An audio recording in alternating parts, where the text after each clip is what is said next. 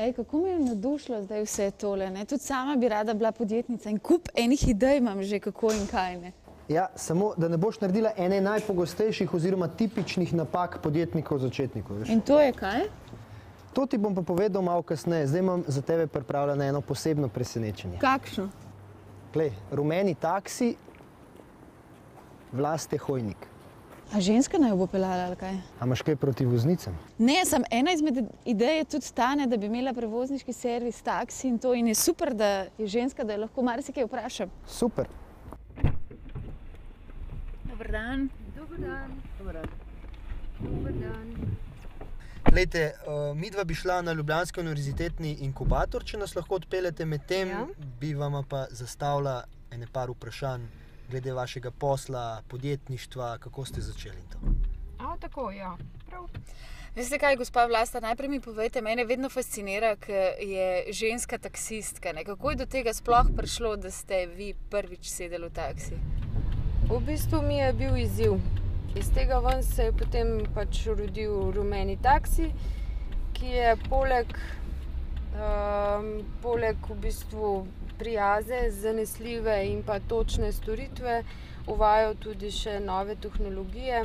Na začetku smo imeli moneto, mobilno plačevanje, s tem smo v bistvu se tudi pojavili na trgu. Potem pa v nadaljevanju seveda čista realnost, taksi v Ljubljani.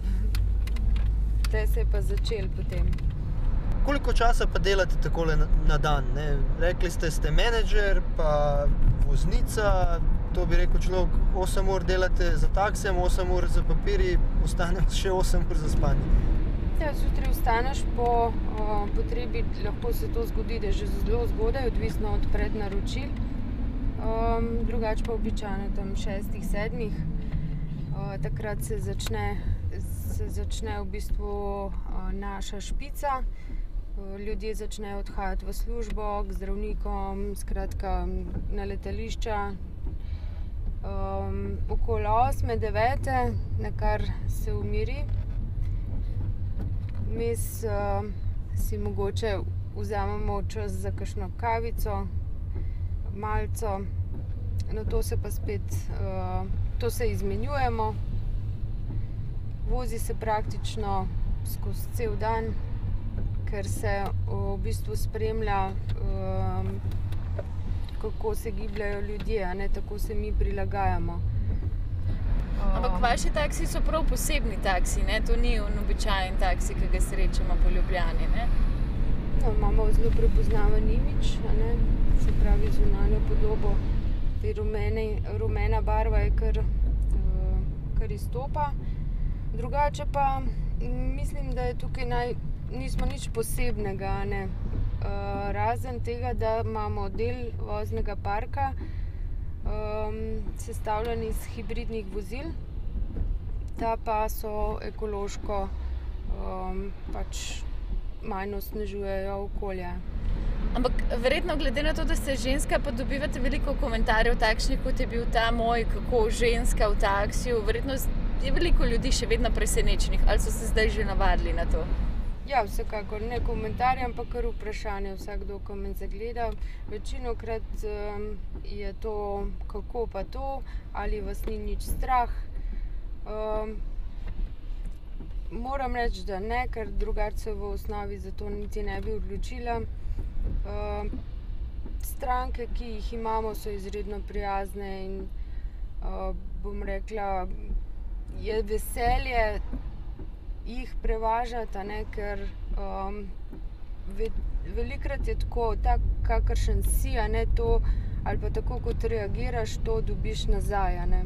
Tako da, če si prijazen in to prijaznost dobiš nazaj, a ne. Tako da, Ljubljana pa je generalno še vedno dovolj varno mesto. Ni kakšnih posebnih zapletov. Ni biti nevarno taksist, no, tako bom rekla. Ampak povejte, a ste zadovoljni s tem, da ste se odločili za samostojno pot, ali bi morda raje videli, da bi delali nekje v podjetju? Vam je kdaj žal za to, da ste samostojna podjetnica in da imate svoje podjetje? No, vidite, ja, bolj je nevarno biti samostojni podjetnik, kakor biti taksist, to definitivno. Ja, občutki so tako, ne. Svoboda, ki jo imaš pri delu, je le svoboda, ne.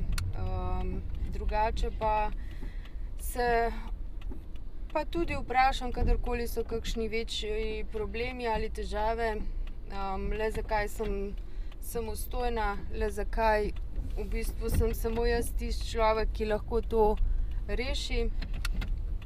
Ampak se potem, če je, kar običajno je, uspešno rešeno v zadovoljstvo vseh, tudi vdahnem in rečem, no ja, je pa tudi to nekaj vredno, da človek nekaj pozitivnega naredi.